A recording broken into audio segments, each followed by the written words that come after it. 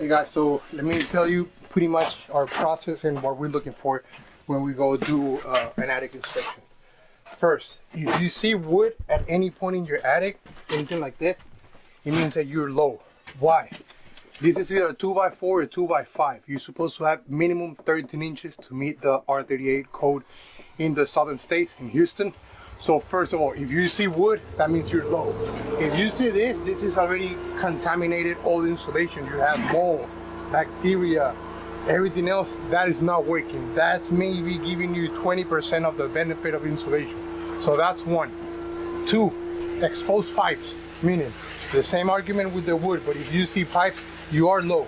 You're supposed to have here 13 inches, so that way the pipes are being covered, so you're not running the risk of being bursted and being house flooded. This house had that issue about a year ago. We were able to fix it.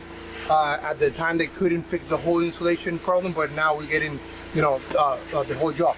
Air ducts, a complete air duct system, 20 plus ducts, 5 platinum bucks. It's a huge house. And flex pipes, we're now covering all the insulation to replacing. We will do sanitation before we blow in the new one, so that way we clean everything from mildew, bacteria, and mold before we seal everything. That way we can guarantee you mold and bacteria free environment after we leave.